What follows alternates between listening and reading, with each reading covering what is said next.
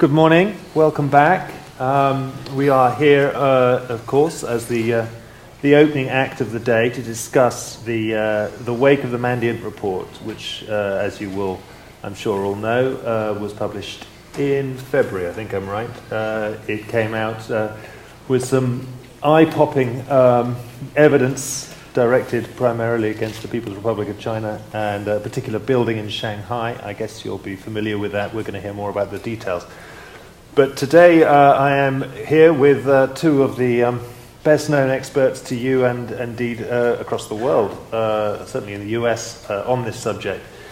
Richard Marshall and Mark Anderson, both of whom I guess don't need a huge amount of introduction, but maybe you can introduce yourselves a bit more and tell us specifically, and this is the question we're asking today, the fallout for the US, for the world economy, of the Mandiant report specifically, because of course the allegations have been out there for a while against the Chinese specifically. But Richard, start us off, please.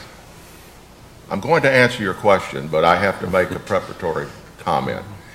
All of you know my friend Mark. Mark has been beating this drum about intellectual property theft on the part of the Chinese for, what, 6 years? 5 years? 4 years, yeah. 4 years. And I know at times he felt like he was a voice crying in the wilderness. But let me suggest to you the impact he has had on United States policy. Yesterday, Stuart Baker, formerly the General Counsel of NSA, now in private practice with Steptoe and Johnson, who writes a blog about Chinese theft of intellectual property, testified before the Senate Judiciary Committee, outlined the threat, and talked about some of the issues that needed to be addressed by the Senate Judiciary Committee. That's heavy. You played a role in that. More importantly, John Huntsman, who previously was the U.S. ambassador to China, and Denny Blair, previously the director of national intelligence, initially under President Obama's first term, together came out with a report called the Commission on the Theft of Intellectual Property. And they talked at length about how the Chinese government and the Chinese industry is stealing intellectual property from the United States. And I think it only fair to say that you started this. You got national level attention on this particular problem. Now, direct answer to your question, the Mandiant report was pivotal for a host of reasons. Attribution is always a tough issue, and I'm not a big fan of attribution, and I'll tell you why. It's kind of like a dog chasing a car. What is the dog going to do when they catch the car? The conundrum I have with attribution is, what are we going to do about it? Because when I worked at the National Security Agency, we were very concerned about protecting sources and methods. So while we could confirm, at least inside, certain activities by certain state actors and non-state actors, we were reluctant to go public on that because that would reveal sources and methods. Now, the counter-argument I always used was, the adversary knows exactly what they're doing. We're not surprising them by saying, oh, by the way, you're stealing our stuff. But there's always been that tension and a reluctance on the part of the federal government to say something about it. 3 years ago, the Secretary of State, Hillary Clinton, publicly challenged the Chinese about intellectual property theft indirectly. She said, we're tired of you hacking into our computers. And then 2 paragraphs later, she said, oh, by the way, while we don't like you doing it, we reserve the right to do it ourselves. So, it's kind of a hollow promise there, a hollow threat. The Mandiant report changed all of that because it was a credible source.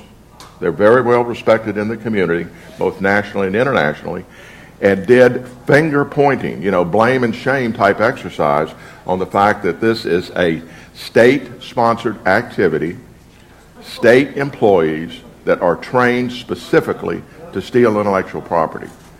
That is major. Now, as a result of that, the Defense Department felt comfortable by saying, yeah, they're right. We've known this all along. But now they were in a position to say, this is what is happening, and it's not right. The real question is, what do we do about it? Mm-hmm. That's why we have Mark. Well, a whole series, as you say, of U.S. congressional figures have been commenting on this only in the last few weeks. Mark, how have you seen the climate change since February? Night and day. Night and day. Total night and day. I don't know if it's like that in Britain, but I think less so, but similar. But in the U.S., it's night and day. So in other words, there's air cover politically. Until the report came out, there could only be general conversation about kind of what problem we have, and it's unpleasant, and we want it to go away. And as Rich is pointing out, you can't do anything with that kind of a state. And China, of course, was in full denial before the report. So there was no landscape, really. There was just a problem. And the landscape really erupted and changed the day of the report, because suddenly it was group 61398. And here's their picture. Here's the guy in the T-shirt. 3 guys. Here's their names. So that allowed people to have the conversation of, all right, now we have a problem that we can identify. We have attribution, and we can actually discuss things like how many companies, how long have they been hit, what was taken, how was it taken, what's the value of that stuff that was taken, how do we stop it from happening again? And we've seen there are people like Mike Rogers, who's in Congress, who's really been driving hard on this.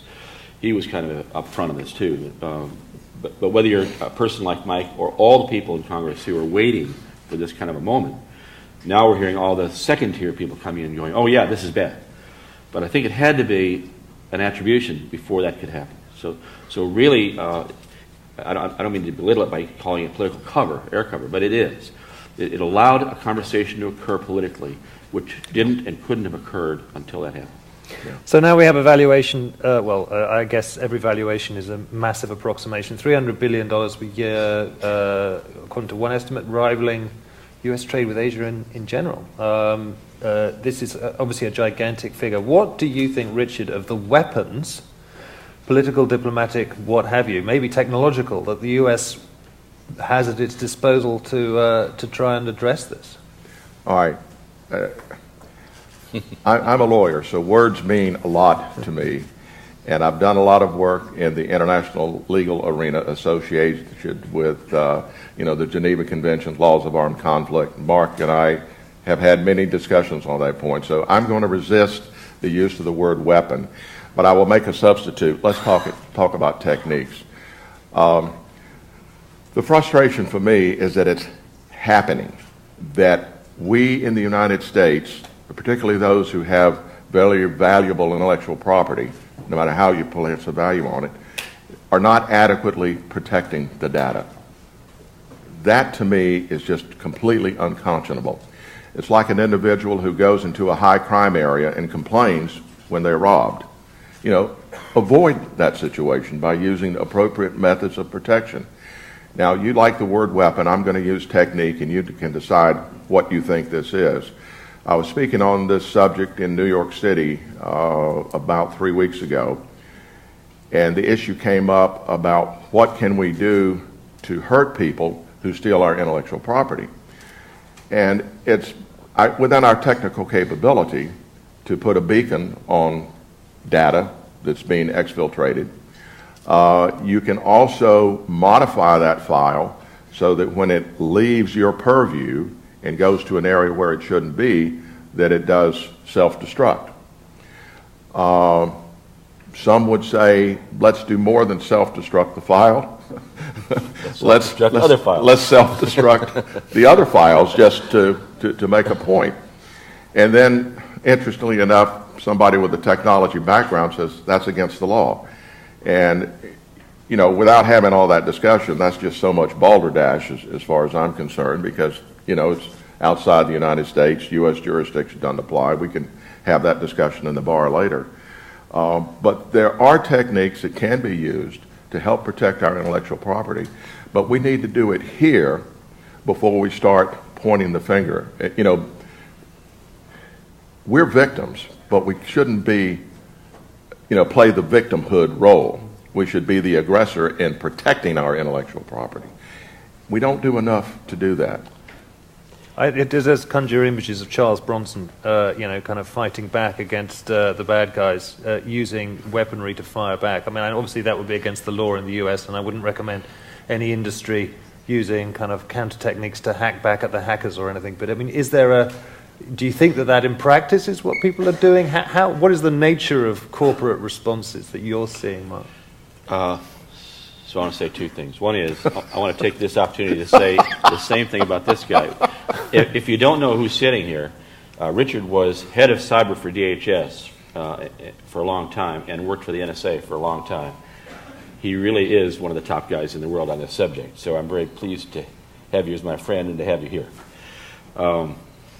He knows a lot about.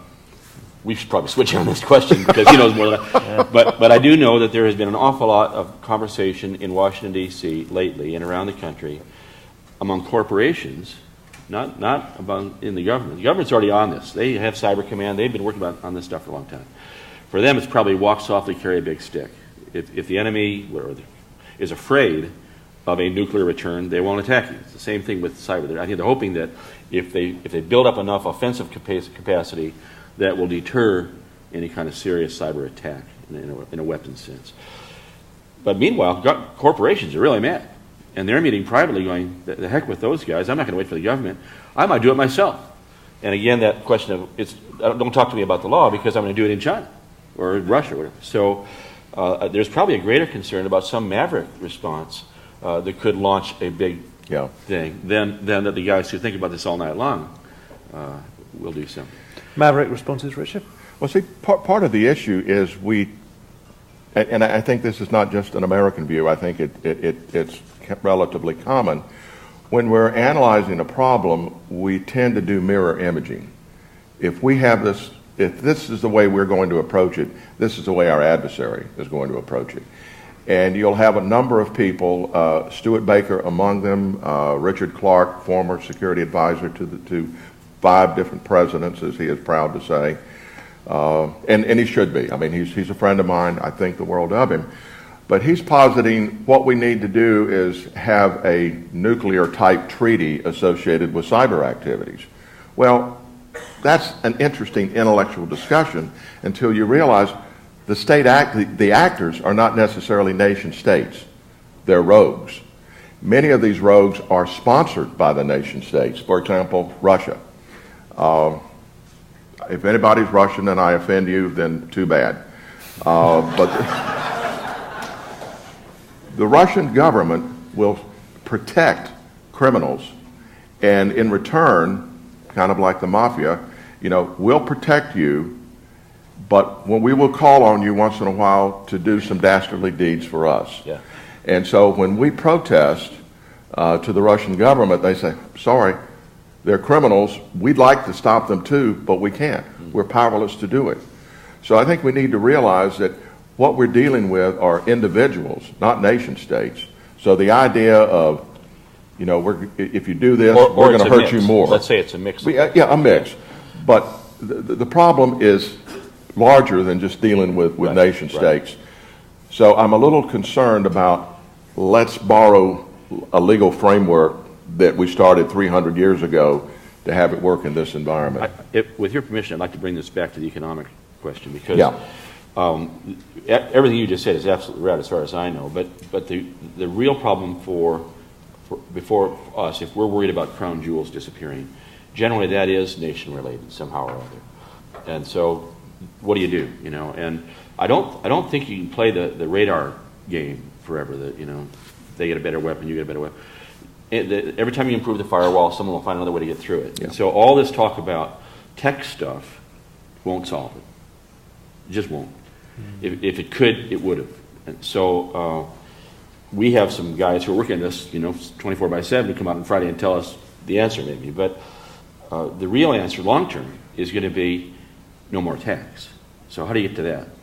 And as far as I can tell, the only thing that's ever worked in history is an economic response. Because it's an economic problem.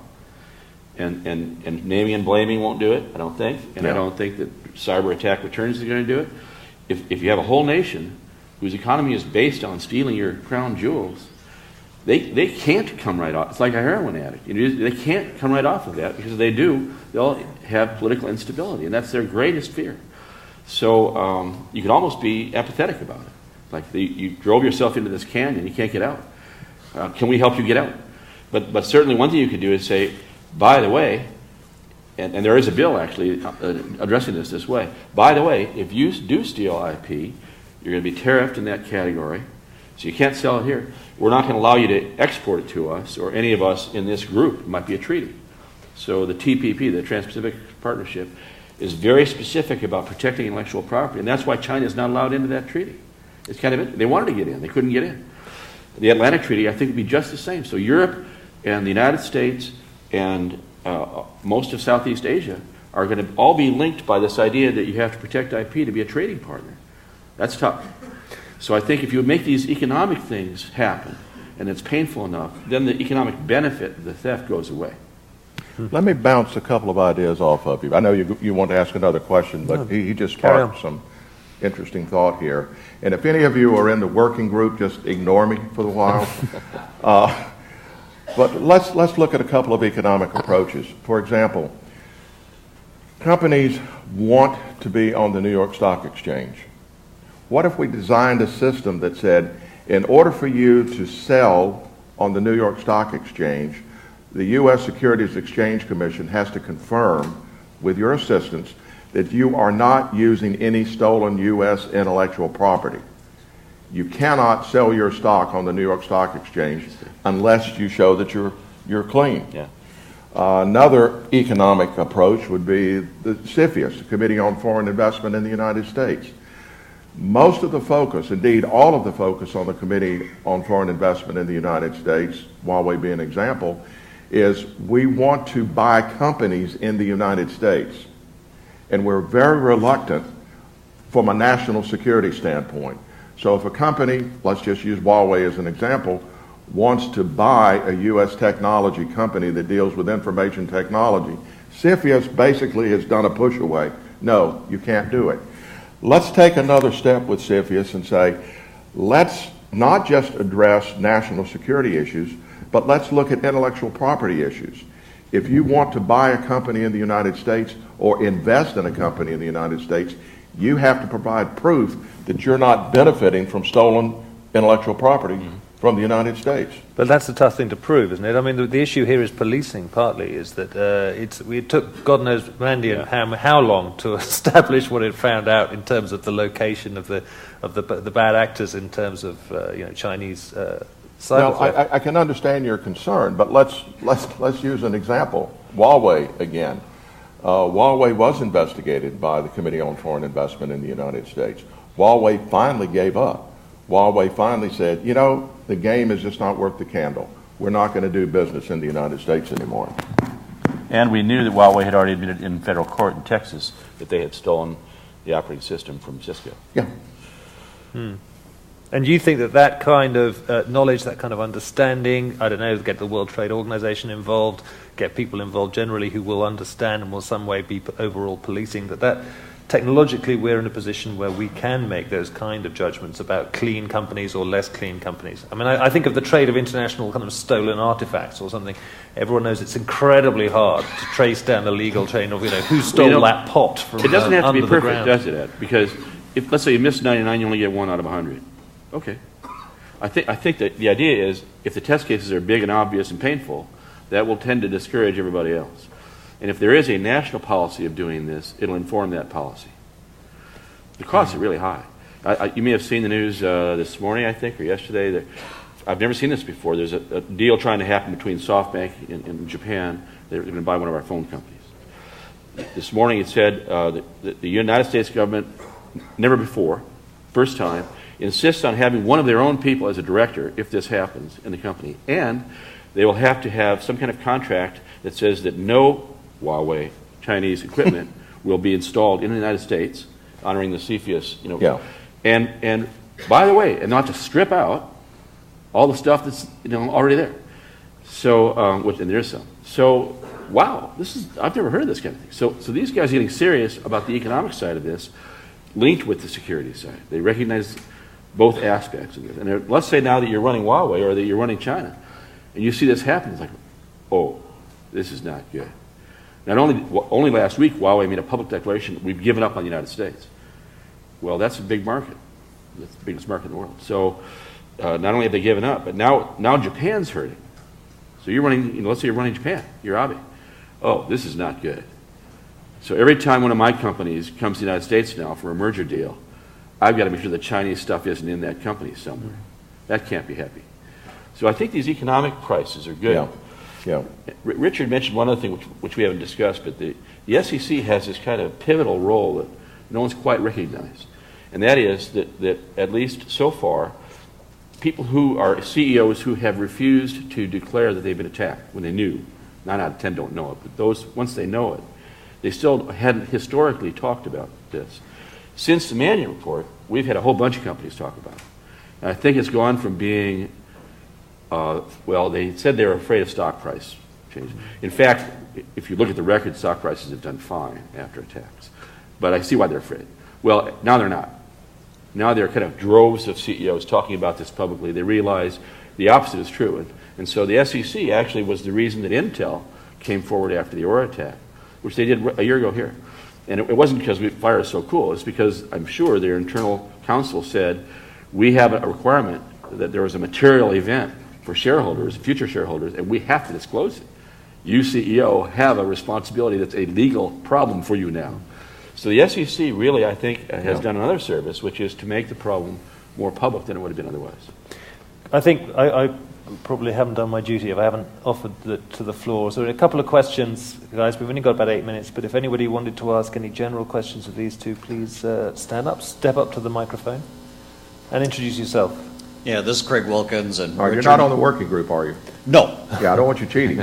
No, we'll have a drink over this later. But when we were at the APEC convention in Hawaii, you know, everyone kind of understood if you're going to walk into the belly of the beast, the general consensus was either farm yourself into a company that's traded on an American exchange or go undercover with someone like a Warren Buffett, and it provides you adequate protection.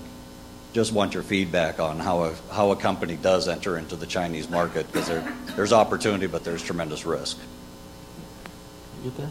Yeah. There's a little ringing on that. Oh, is there? Yeah. So I guess how does the company? If you're going to go into China, typically what they're saying is if they're traded on the U.S. exchange, that there's at least risk for them in ripping off your IP. So you get a little bit of cover from that? No. Yeah, I was in China in June and had some interesting discussions with some senior government officials, and I ran into our Huawei COO friend who, at a reception, walked across the room and started screaming at me in Mandarin, which I don't understand that fluently. But the point I was trying to make was when a U.S. company will outsource or set up an establishment, set up a product line in China, what is being done to protect the intellectual property? And the answer I got was a formulaic answer. Well, we're making great improvements in protecting intellectual property, but it's going to take time for us to give you those appropriate assurances.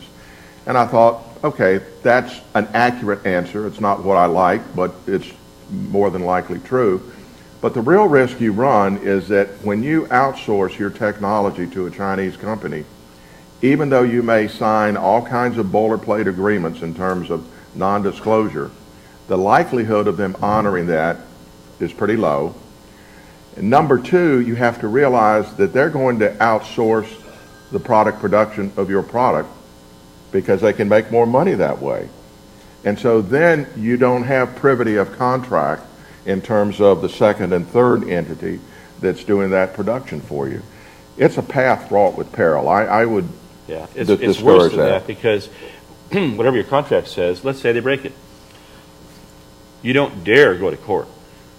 So I've seen a lot of cases with U.S. companies where they're so clearly aware of the policy in China of retribution for this kind of behavior, and they make the calculation quite accurate that it'll destroy their reputation in China right away, and they won't do any trading after that. And so they just let the thing die, even though they've been grievously harmed. So there's no protection in contract law. Yeah, and I think in an extreme example, there was a British individual who was murdered, which is kind of an extreme sanction. But. Can we attribute the murder to IP theft, or is it just... Well, he threatened a lawsuit, and it almost brought down the Chinese government because the Chinese gentleman who was going to be the next head of state, his wife murdered him. So lawsuits are not normally useful. Tangle Web. We have a couple of more questions. That's probably all we have time for. Yes, sir. It's my assumption that China controls every company within its borders and maybe some outside. How So close is if you China? have the players or Chinese government people, Mark, you've written many articles about Huawei and the fact that the profit margin is protected. In other words, you can have a very low profit margin. Right. They don't really care until they infiltrate markets and then take over all the telecom, for example. So I'm assuming the players here are mainly Chinese, or if not, they could be. Yeah. So now you've got this building in Shanghai or something that's run by government employees hacking all the companies, and they just parse out whatever they get to their players. Yes. And then it takes years, if you can't identify the actual hacking company that's receiving the benefits, to determine who got the benefits. So it might take years, and especially through our legal system, and not wanting to point fingers early on, to establish any of this. And that, to me, is what the greatest danger is. China, right now, these times, doing exactly that. So how do you punish a company that you don't have a clue is the actual perpetrator? So people tend to think, and they've been told, that the number of private companies is increasing as a fraction in China, and it's not. It was. And that got reversed under the last leader. So now there are more state-owned enterprises than there were before. And then large, the number is somewhere between 80 and 90% of all companies are state-owned. And then you take the role of the top banks. And the top banks, the government claims 4 of them are state-owned. Well, the top 10 of the top 10 are state-owned. And we publish the names of these banks. So whether it's you're lending to these, in other words, there is total control. There isn't really a chance for a company to act against the policy of the government. It's just not possible. And what you get, Jan, is a situation like Motorola, which doesn't exist anymore, and which finally got to court about a year ago, or 6 months ago. But the person who was Chinese, who worked for Motorola, who walked out of the building with all this IP and $30,000 in cash and a contract with a Chinese company, never to come back, and got stopped before she got to the airport.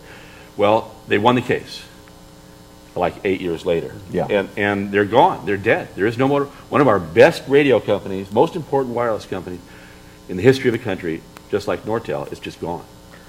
One more question. I'm afraid that's all we have time for. Shoot. So there's a lot of things that we would like China to do. We would like them to improve the situation with respect to human rights. We would like them to lean more heavily on their client state, North Korea. But what always seems to come out, and Hillary Clinton said this recently in an interview, that they're our banker. And the question then is, how much leverage do you think we have, given the fact that that they have such an economic advantage in terms of the national debt with respect to the U.S.? Richard, are we too scared to fight them? You're going to view this as a cheap shot, and I'm not doing this as a clever line, but if I owe you $1,000, that's my problem. If I owe you $100 million, that's your problem. So the reason I use that language is because, in my personal view, China has a parasitic host relationship with us. We're the host, they're the parasite. It's to their long-term economic and national interest to keep us alive and well and thriving. So I don't think they're going to do anything to hurt their cash cow, quite frankly. They'll just continue to milk us. Now, there may be a situation where they realize China, can have worldwide dominance and get rid of the United States economically. My personal view is they could shut us down in a heartbeat just with a cyber attack. One fear that's been voiced by the former director of CIA is that the real threat is from North Korea. They could fire a missile that has a nuclear warhead. It explodes over the flyover states. Electromagnetic pulse shuts down all of our electric systems, and then we're dead meat. The Chinese could do the same thing with a cyber attack. And the Russians could do the same thing as well. So yes, there is that grave concern. I'd like to paint this in a slightly different way, because the question is so common. I think a lot of people have that concern. And I see it just the opposite way, kind of the way Richard's describing for other reasons. So first of all, let's look at the debt thing. Everyone talks about the leverage from the debt. The fraction of American debt, which is held by China, is somewhere, people argue about the debt itself, but it's somewhere in the kind of 6% range. It's not 90%, it's 6%. That's not a very big number. More importantly, if China stopped buying American goods tomorrow, it'd be a bad quarter. If we stopped buying Chinese goods tomorrow, it would be the end of China. It would be the end of the Communist Party. And they know that. We are their biggest beneficiary. So there is no, aside from the debt, forget the debt question, they can't possibly afford to lose us as a customer. And that's our parasitic role with them. Yeah. Okay, well, I'll start your parasitic role in eating into the time of the next session, so I'm afraid we're all done. Thank you very much indeed, Mark and Richard. Thank you, my friend. That was fun as usual.